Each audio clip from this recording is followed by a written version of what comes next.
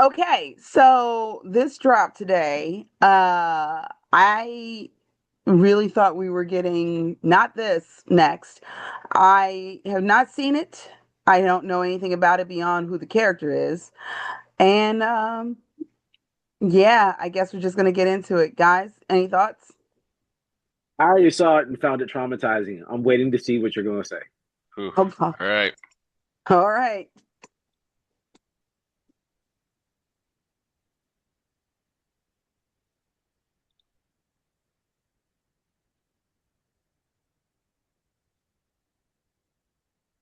Didn't like that. All right. This is already. I'm already not a fan. Okay. No, no.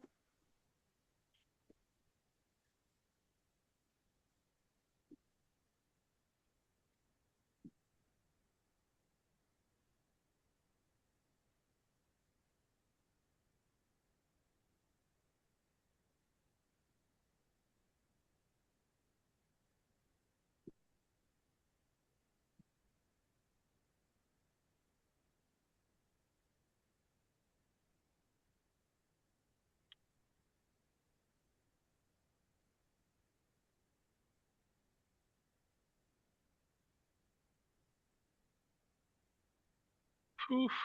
All right. I don't like it.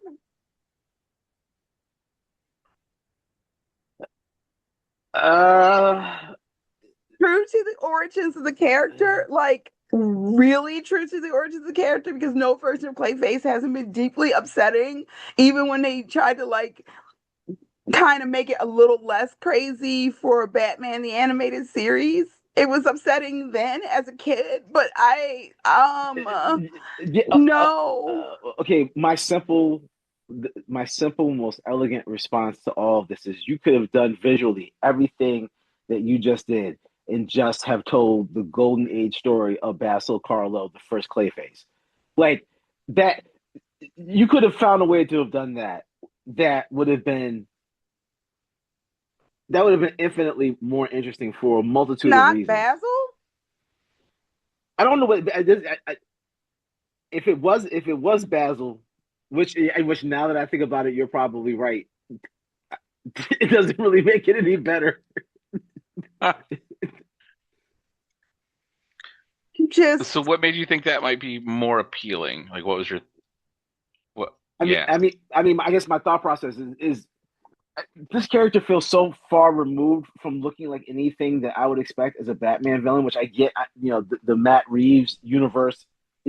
Like look, the Riddler was supposed to be like modeled off the Zodiac, so I get, the vibe is Hmm. different, but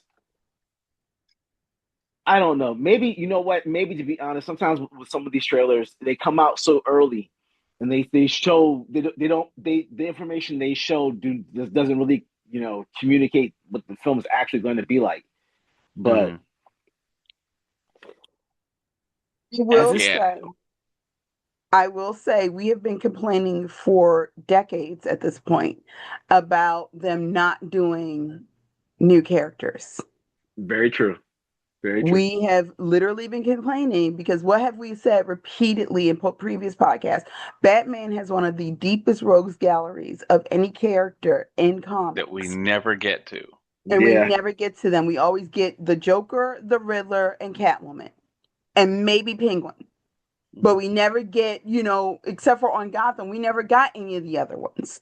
And so the fact I actually am not mad at it. The fact that they are swinging and they're trying to actually go deeper into the lore and deeper into the the mountain of characters that they have.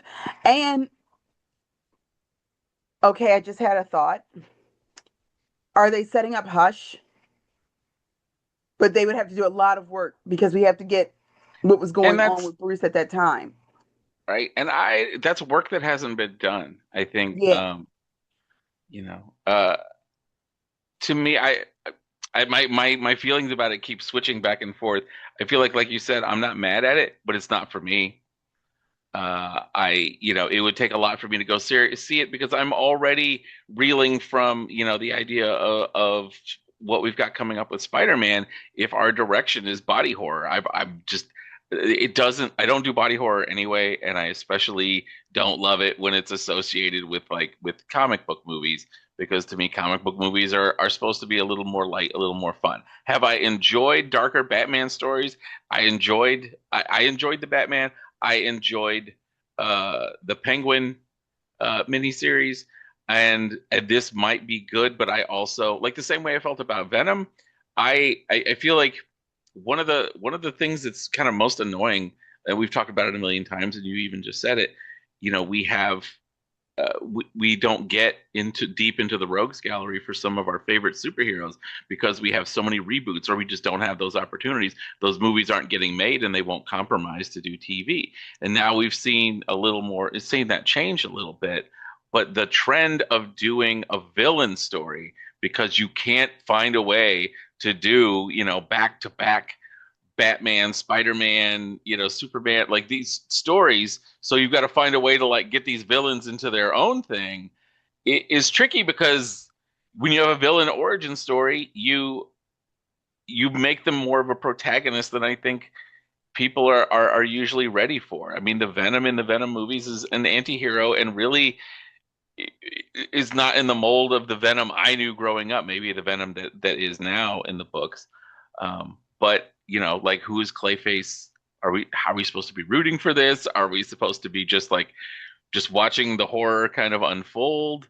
Again, it maybe it fits in with the Batman universe because it is darker and weird, and we did have that version of the Riddler. But also, give me a Batman movie then. Like, either you're in or you're out. You can't make a Batman movie and then 4 years later give me a Clayface movie and call that a universe. And then there was a Penguin show. But that's exactly what I was going to touch on. I was like, so we can knock them and say that this looks like it might be a miss, and I haven't watched all of the Penguin series, but from what I see, it was critically acclaimed, and people talked about some of Colin Farrell's best work. So I'm like, so they were successful there. I liked it. Yeah. So I mean, I will say this. Clayface conceptually, outside of most people's expectations of that character, are shaped by the animated universe in terms of because it's one of the only ones you can portray him in. Right, and I think doing anything other than that version is going to complicate things. And then I was like, if you're going to do it and it's Basil, then really one of the cornerstones has to be like his narcissism. Like, this is happening because I think his original origin is that he goes insane and starts killing people because he discovers that somebody is doing a remake of a B list movie that he had done, and he starts killing. I mean, so it's a slasher movie, but it would be kind of like American Psycho in the Batman in the Batman universe, because that's what his real motivation is. And if you don't want to do that, then you do one of the Clayfaces with superpowers. But I'm like, I don't see an audience wanting to sit through. Either you gotta do the animated, or in their defense, maybe those like, look, we have to try to do this in a different way. But I do agree with you. If I'm going to see body horror in a Batman movie, I want it to be for a much better reason than this. Mm-hmm. But I can't say there's no place for it in the Batman universe. Just no, and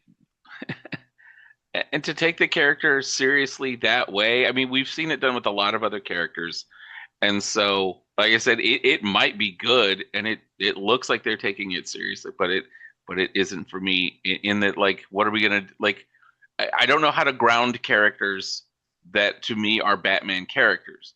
Obviously, the Joker movies were apart from any version of the DC universe that we know, but they were also like, it was hard to watch because I'm like, I don't care about the villain without the hero. At least for some of these characters, like, and for it to be like, again, I don't know who to root for. I don't know who it's for. But that doesn't mean it doesn't look compelling. I think in part the Harley Quinn series really ruined it because it made Clayface so goofy and so fun in Alan Tudyk's voice. voice work was so fantastic that it's like King Shark. Now I can only see him one way, and if King Shark isn't Ron Funches, and if Clayface isn't fun, I can't be part of it. I'm not mad at that. We got into the Harley Quinn series, and that is, I know, it's basically it's my own fault because I still feel a type of way about Kaylee Kuko from Charmed and her being on Charmed, and everything about her character when she was on Charmed put me off of her so much. And when she followed that up with what was that terrible show that was supposed to be about geeks? The Big Bang Theory, which, as one of my friends described it years ago, is what dumb people think smart people are like. And when they described it, I was like, that is exactly correct. So I just have a deep, deep dislike of her. It's not rational at all. Because she ain't never done nothing, but I just, ugh. But so I'm coming from this from a purely, I've read the comics, I watched Batman the Animated Series. Mm-hmm. And knowing that Clayface is based on Boris Karloff. Yes. B, knowing how genuinely, even when his character was introduced in the comics, when you go back and read it, and I'm like, oh, this was bad then. Okay. No, this was genuinely awful and terrifying even then. Like, not even because their versions of stuff from the 50s and the 60s was not as scary. And even for the 50s and 60s, I was like, oh no, I don't like anything that's happening right now. All of this is bad. So to me, this is actually one of the times where I'm like, actually, I think this works because it is true to who the character is. It is true to how dark the character is. And if the question is, this came from James Gunn's official Threads account. The original, that's how I knew that it had dropped, because I wasn't paying attention and it dropped on James Gunn's official Threads account. The question is this a part of since he's officially put his stamp on it, this is a part of the universe that he's creating. But is it a part of the Batman universe? Or is it a part of the Dave and Cora Sweat Superman universe? Because people keep arguing that those two universes can't coexist. And I'm like, literally they can. Batman, Bruce Wayne, and Clark Kent have coexisted with Metropolis, and Gotham have coexisted in the comic books since their inception. They can. You just have to write it well. So I'm coming at this from two different points of view. I loved the Batman. I loved Penguin. Superman movie, casting, great. Performances, great. I still hated every moment of it. I genuinely did not enjoy that movie. I will never watch it again. But which is crazy because it had like all of the things I love. It had characters that you don't see on screen that often, like Mr. Terrific and Hawk Girl, and like Guy. And I love Guy. I don't like that guy. So it should have been appealing to me, and it was a lot. So I am just contemplating whether or not this even goes to. And when I say, let me jump back a few steps. When I say that the Clayface origin was bad, I don't mean badly written. I mean, oh my God, this is horrifying. Even for the 50s and 60s, it was genuinely horrifying. They didn't have to change much when they updated the character for the late 90s, early aughts, because it was genuinely horrifying back then. So I think this might work the same way the Penguin worked. I honestly think this might have been better as a series. I mean, yeah, but at this point, I feel like you could say that about almost any and every project because a series just gives you the space to cover a story in a way that's not rushed. Unless you're making stuff like Dune, in which case they start letting you make multiple movies to make up for it. So I don't know, Belle. I mean, you guys could be right. I mean, I will say this: visually, it was very jarring from what I was expecting from a Clayface movie. Like I didn't see it as a slasher film. I saw it more of as a monster movie. And so I think when it kind of left there, it kind of lost me some. Um, but I mean, I will say this: Batman does have an absolutely huge rogues gallery. I'm probably more lenient with continuity and everything else with that character than probably any other character because there are so many different stories that are worth telling because the character has made they've made so much money over the years making Batman stories. There's so many different versions of Batman just to put on a screen that I'm kind of like, I don't care whether or not Matt Reeves' Batman exists in the same universe as our current Superman. I'm like, you can give me a new Batman, as long as you write it well. I don't get long as it's written well. I don't give a damn if you got a young Bruce, a middle aged Bruce, Bruce with the midlife crisis, and old but still got the juice, Bruce. No, I'm not going to be mad at that. And it goes to something Pete and I were talking about last week when we were talking about the MonsterVerse versus the Toho-verse and how we have two great versions of Godzilla that exist at the same time. And there's nothing wrong with that. I Mm-hmm. am completely fine if we get Robert Pattinson's Bruce, who is becoming a true Batman who eventually adopts Dick Grayson and then Jason and then and then the adoption addiction Mm-hmm. kicks in. And if we have old man Bruce, I mean, I would love, like, can you imagine if we actually got an actor of some caliber playing Batman Beyond Bruce at the same time? Oh yeah. That would be amazing. I love that character so much. I love that character. I love the Barbara Gordon from that show. Um, I think that they did such a great job of showing her bitterness about being a child soldier at that point, but also her understanding that Gotham is a different animal and you have to approach it in a different way than you can do any of these other even for Gotham is such a different animal for even fantastical cities and comic books that Gotham is a character in and of itself in a way that I don't think any other comic book city is. Maybe Hell's Kitchen for Daredevil and the Defenders, but Gotham is its own thing in a deeply way that like Gotham is basically an Eldritch abomination at this point, and so, um, or genus Loki, which is actually probably more accurate, but I'll put it in the thing for those who don't know what I'm talking about. So I'm willing to give it a chance because y'all know I'm a horror girly. Y'all Yes, but know I'm a horror girly through and through. you I you love you me a horror movie. you bet oh God, no, trust me, I have the scars to show for being being friendly with you and watching your jacked up movies.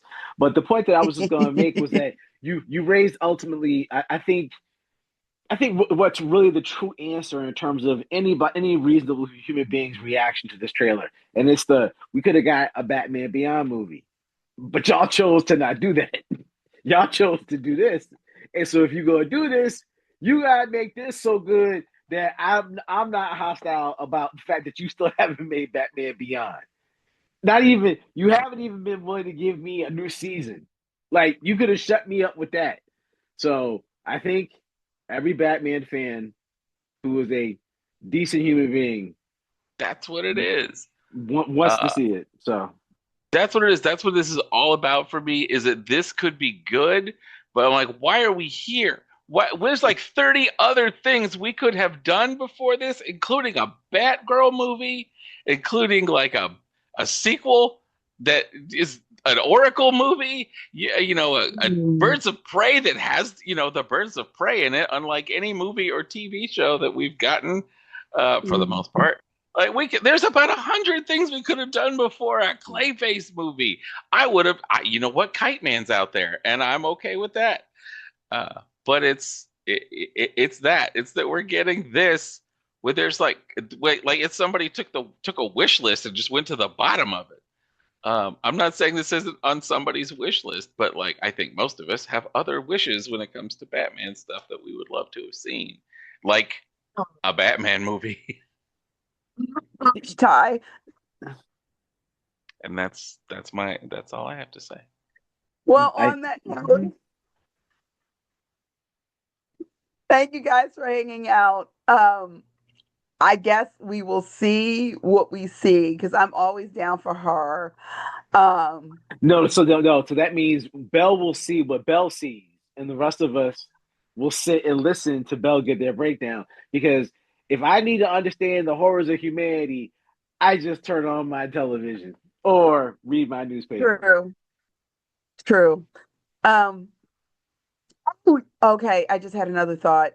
I was trying to wrap this up, but I just had another thought, which is it reminds me of The Substance, which I don't know if either of you have seen. Yes, I did, and I can say that I hope that's not the case because the substance it was unique and creative enough, like a now you remember Cronenberg?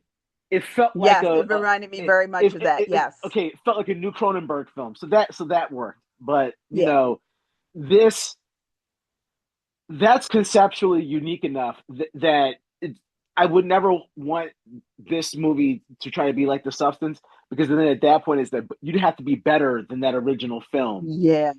I mean, that's just setting.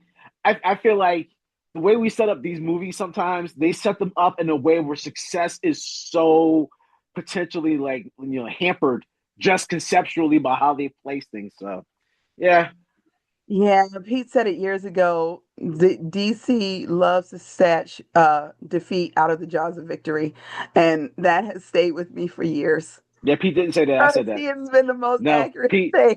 Pete didn't say that. I said that. There are very few things in life that I take credit for. There are very few, but behold my works in despair, Ozymandias. Ain't nobody gonna remember me for anything. But it just to be 100% clear on the record, I said that. Uh, We now, Fair enough. I now return you to your podcast host.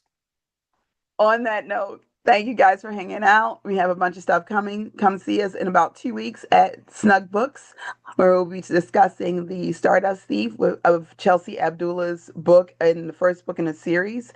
It's a retelling of 1001 Arabian Nights, and it's amazing. It is such a great book, you guys. I really hope you guys come out and see us. We love you guys. Peace. Or we just really seriously like you a lot, for real.